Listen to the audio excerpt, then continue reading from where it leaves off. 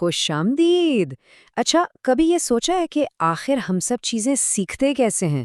مطلب کچھ لوگوں کو کوئی بات فوراً سمجھ آ جاتی ہے اور کچھ کو تھوڑا وقت لگتا ہے۔ تو آج ہم اسی بڑے دلچسپ علم یعنی تعلیمی نفسیات کی دنیا میں غوطہ لگائیں گے۔ یہی وہ سائنس ہے جو انہی سوالوں کے جواب ڈھونڈتی ہے۔ تو پھر بنیادی سوال یہی بنتا ہے کہ سیکھنے کا یہ جو پورا پروسیس ہے یہ آخر کام کیسے کرتا ہے؟ ہمارے دماغ میں ایسا کیا ہوتا ہے کہ کوئی بالکل نئی چیز ہمارے علم کا حصہ بن جاتی ہے؟ بس یہی وہ پہیلی ہے جسے تعلیمی نفسیات حل کرنے کی کوشش کرتی ہے۔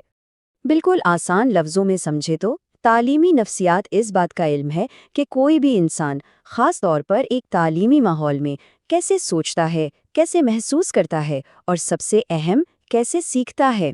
یہ دراصل یہ دیکھتی ہے کہ اسٹوڈنٹ، ٹیچر اور کلاس روم کا جو ماحول ہے یہ تینوں مل کر سیکھنے کے عمل پر کیسے اثر انداز ہوتے ہیں۔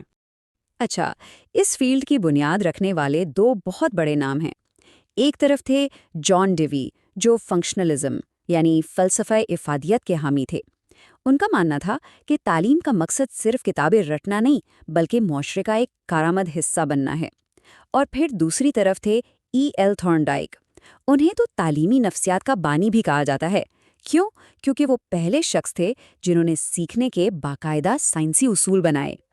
چلیں اب ایک کام کرتے ہیں، جو کچھ اہم باتیں ابھی ہم نے جانی ہیں انہیں پکا کرنے کے لیے ایک بڑی زبردست ٹیکنیک استعمال کرتے ہیں۔ اسے کہتے ہیں ایکٹیو ریکال۔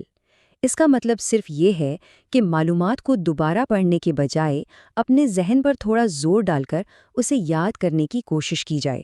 یقین کریں یہ سیکھنے کا ایک بہت ہی مؤثر طریقہ ہے۔ تو دیکھتے ہیں ہمیں کتنا یاد رہا۔ تو ٹھیک ہے، پہلا سوال حاضر ہے۔ تعلیمی نفسیات کا بانی یا فادر آف ایجوکیشنل سائیکالوجی کسے کہا جاتا ہے؟ ذرا ذہن پر زور دیں۔ اور جواب ہے ای ایل تھارنڈائک۔ اگر یہی نام ذہن میں آیا تھا تو کیا بات ہے، بالکل ٹھیک۔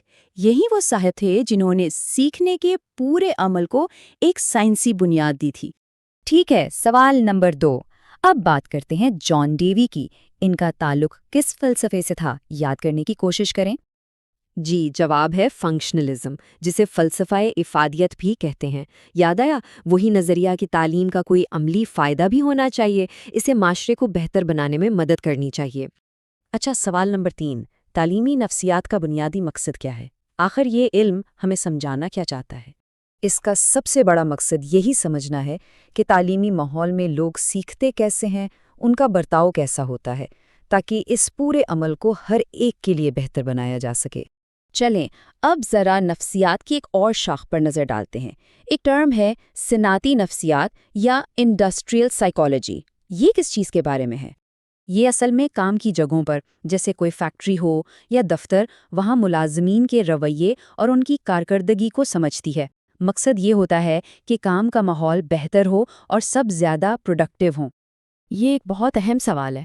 سوچنے والی بات ہے کہ تعلیمی نفسیات کا فائدہ کس کو ہوتا ہے؟ صرف اسٹوڈنٹس کو یا ٹیچرز کو بھی؟ اور جواب یہ ہے کہ یہ دونوں کے لیے ہے۔ یہ ٹیچرز کو بتاتی ہے کہ پڑھانے کے بہترین طریقے کیا ہیں اور اسٹوڈنٹس کو سکھاتی ہے کہ سیکھنے کے مؤثر گر کون سے ہیں۔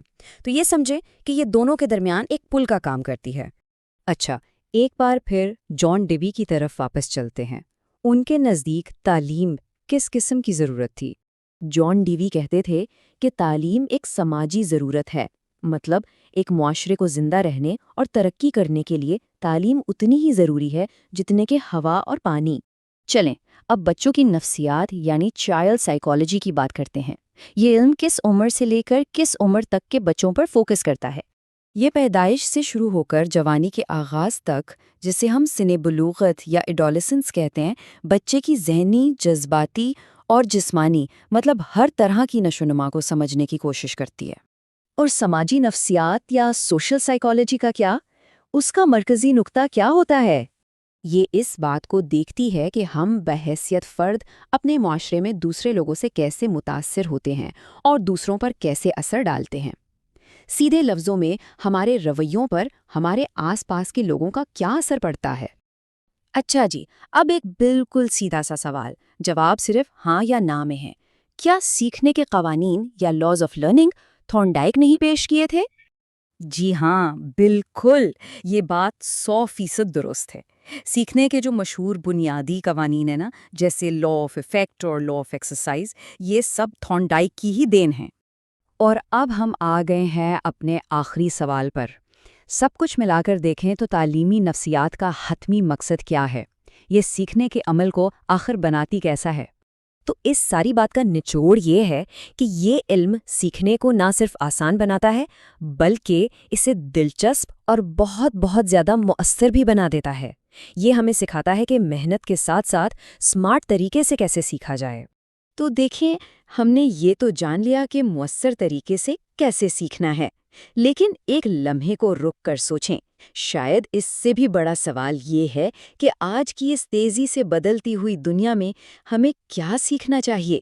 یہ ایک ایسا سوال ہے جس کا جواب شاید اس علم سے بھی کہیں آگے ہے۔ اس پر سوچے گا ضرور۔